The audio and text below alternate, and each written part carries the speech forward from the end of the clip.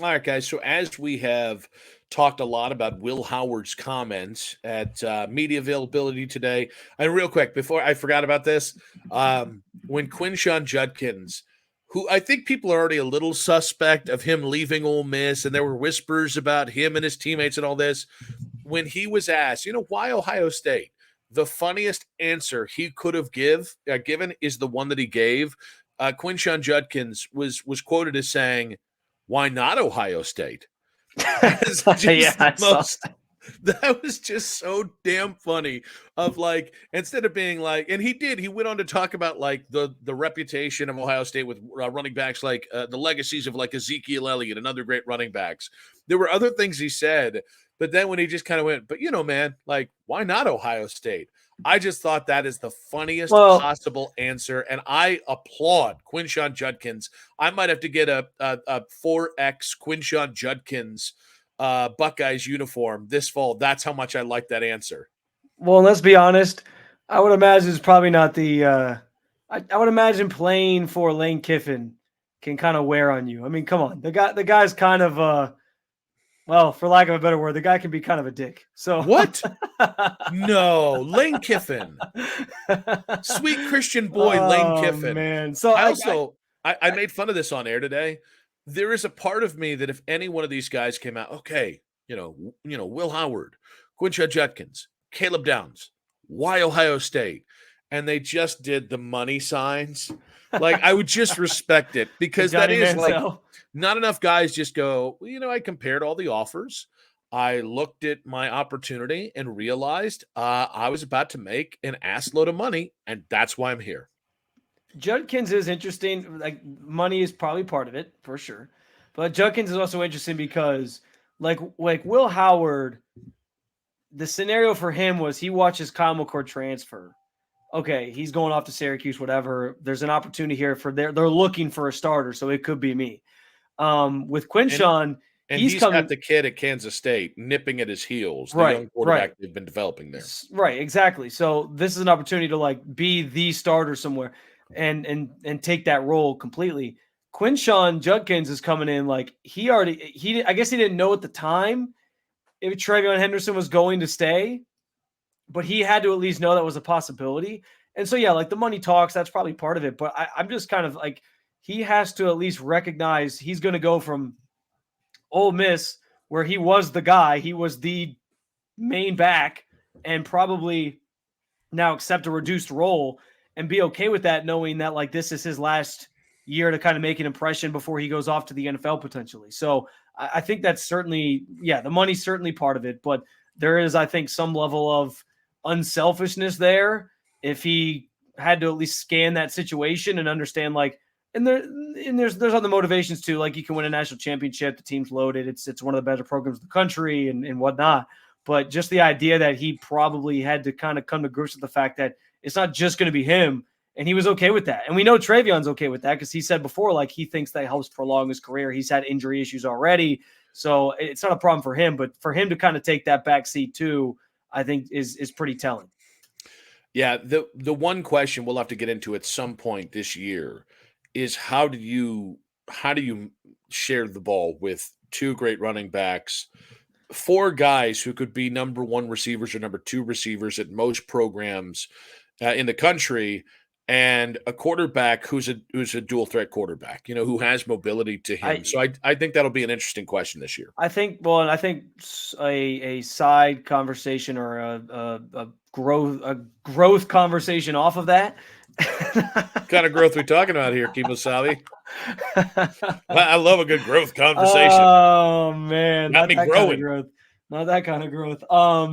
No, I think another sort of offshoot of that conversation is there almost too much for both Ryan Day and Bill O'Brien to work with here? Like, how are they going to spread the wealth and get everybody involved and keep everybody happy while also with the mission of we're going to go win games? And I think most of the schedule that won't be difficult because it's the Big Ten, and we know Ryan Day has generally just owned the Big Ten anyway, even when he's had lesser teams than what he's used to like this past year.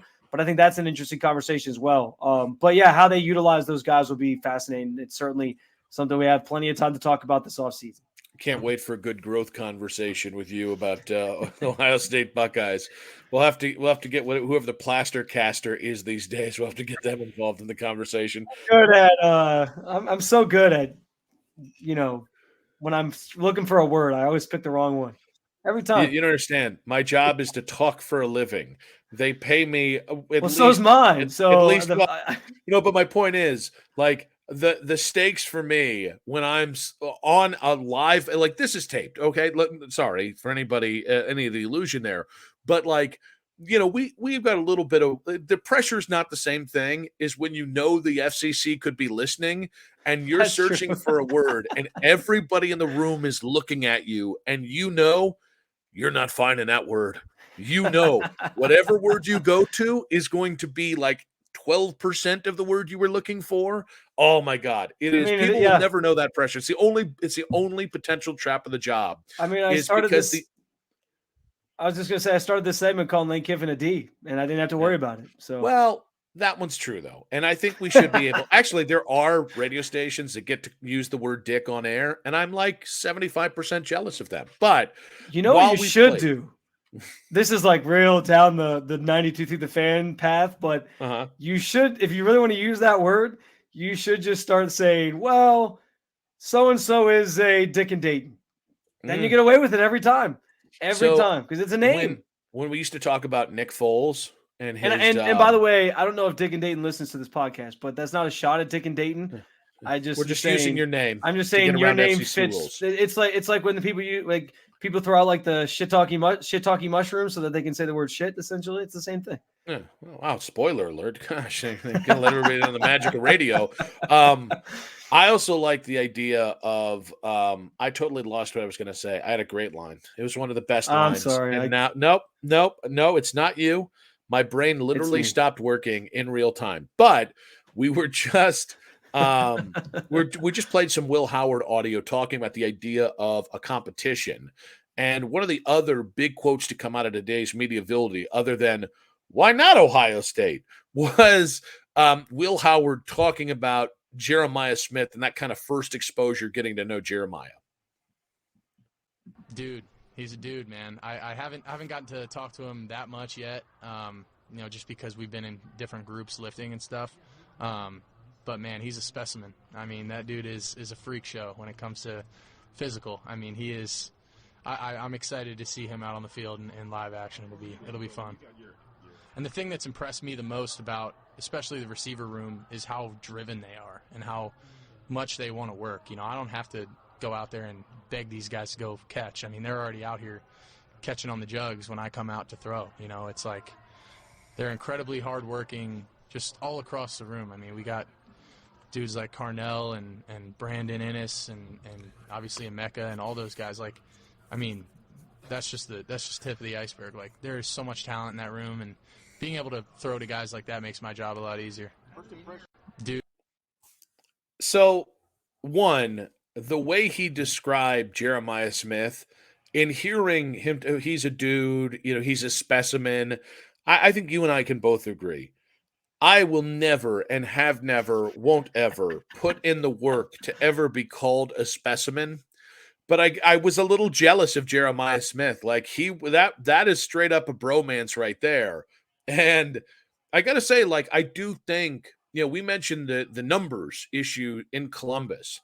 I think a lot of Ohio State fans got super excited about Jeremiah and then hit the brakes on expectations.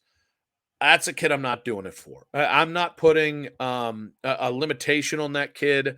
Emeka has a chance to be a top 32 pick in the draft next year if he can just stay healthy. Carnell Tate, Brandon Ennis, and there's a couple other dudes. They got guys. But I think Jeremiah has a chance to step into a playmaking role that could just add a different level of lethal to this offense. They got probably 5 guys right now that could be future first-round picks if all goes right. I think the expectation is Jeremiah hits the ground running, and I think he's a big part. It's not even about touches. It's about his ability to make plays is going to put pressure on opposing defenses in a way that even if you just use him as a decoy 50% of the time, he's going to have an impact on games because of his playmaking ability. Yeah, I mean, he's a dude. I mean, He's a specimen. He's a dude. He's just a good old dude. It sounds like Will Howard's been having a good growth conversation about Jeremiah Smith. I always love when dude gets like, when dude is the word that's used to describe somebody as like an adjective, like, yeah, he's a dude. And you're just like, can you elaborate a little bit more on what that means? He's a total guy. He's a dude, guy. You know like, who he is? He's that guy. Yeah. He's that guy, dude. And not that other guy, not this guy. He is that guy. He is that guy, dude. Man. Yeah. Bro. No, I think that Jeremiah has like we talk about freshmen that actually have a chance to see the field, have playing time, get out there and actually make an impact. And I think the way you worded it is right. I'm not putting a cap on how much or his ability to. Let me put it to you this way: like I think when a lot of times when these freshmen come to college, you go into it saying like, well, we won't see that guy for a couple years, right? And maybe I'm being naive for saying this because Marvin Harrison Jr. was supposed to be this great talent, and we didn't see him until his second year. Really, he kind of broke out in that Rose Bowl game, but still, it was like, it took some time to get there. But I like Jeremiah Smith to me is supposed to be so talented. And I also, here's the other thing. I think because of the nature of the NIL era, you can't get away with as much, even when you're Ohio State. I think you have to throw them a bone on some level. And the nice thing is there's the new rules as of, I forgot how many years ago they changed it, but I think you can play in, I want to say it's 6 games. I might be wrong. It might only be 5. And you can still keep your redshirt ability. So there's a chance that you could use him in some bigger games, in some bigger spots, in some moments, and he still ends up redshirting and staying the extra year that you kind of want him around. So I think that's obviously an important lever for Ohio State to have at their disposal. But like that's a guy going in where I'm not going in assuming anything in terms of, oh, he won't play, we won't see him for a year. No. And based on the way Will Howard is describing him as a dude with a specimen of a dude of a man, I'm anticipating that they probably try to work him in some capacity. And obviously, Emeka Egbuka coming back, maybe there's less usage there. If he had left, I think it would have been like a front line of Ennis, Tate, and him. But I do think on some level, like they're going to utilize him. It's just a matter of how much. And if he basically exercises that entire red shirt availability or not, or if it's something that still is at his disposal. But yeah, I'm with you. I think there's a lot of potential that he starts or plays almost immediately for this team just because of the player that he is. Well, and I think, and again, I might be misreading this, but I think a lot of people, including pundits and analysts and reporters, have said, I think if you ask them, they're probably closer to the extreme of, I'd be surprised if Jeremiah hit the ground running and was an impact at Ohio State across a majority of the season. And I get it. Like, we do put too much pressure on most of these kids, but there are special dudes. Caleb Downs was that guy last year. I mean, he broke in as a true freshman for Nick Saban on Nick Saban's preferred side of the ball, the defense. Yeah. And by the end of that season, he was clearly the best player at Alabama. And he wasn't the recruit that Jeremiah Smith on the offensive side of the ball. So I actually lean on the other side. Where I'm with Jeremiah Smith is at this point, I'd be more surprised if he doesn't make, I don't know, immediate impact is that's okay. Is that game 1, game 4, game 8, whatever. But like, I think we're going to be able to look back next January on this podcast and say to ourselves, man, we were way too cautious with our expectations. I'd be shocked if this kid, for more than half the season, doesn't make some kind of impact, because some dudes just have it. Some dudes are just built different. Some dudes are just ready for the moment. And that doesn't mean he'll be the best version of himself, but at least making plays, at least using that elite playmaking ability in a myriad of ways, I would be really shocked if he doesn't come out and make an impact on this football season. It's somewhere in the first half of the season. I agree, and you mentioned pressure. I think the nice thing for him is I don't want to say there's no pressure. We just talked about there being pressure with Will Howard, and it's Ohio State, and there's a lot of high stakes. And when you're as high of a recruit as he is, there's going to be pressure no matter what.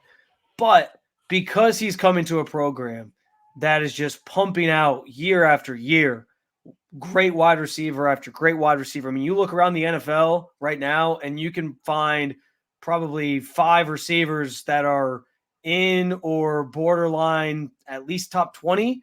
If we're going to throw Marvin Harrison in there, because I think Marvin Harrison's Jr. is an instant top 10 wide receiver in the NFL once he gets drafted. Like, there's probably 4 or 5 guys that are already top 20 wide receivers that went to Ohio State. And I think because that's the culture, because that's what the machine that they are at that position specifically, you're coming into a situation where the pressure can not fully be taken off you, because it's going to be all eyes on you every time he's on the field. It's the same thing with like Arch Manning at Texas. It's why when they were doing their press conferences leading into the semifinal game, Quinn Ewers had like 2 reporters, and everybody was talking to Arch Manning at the booth behind him because like he's just a star. And I think it's the same sort of thing. Like, everybody's going to have all eyes on Jeremiah Smith because he is that level of recruit. But I do think because there's some really talented guys ahead of him who have a little bit more experience, Emeka Egbuka most notably. Like, they're not going to let him just go out there and be like the punching bag, or, you know, he's going to have some of that pressure taken off of him, and he's just going to be able to go out there and I think play football, which is what you would hope.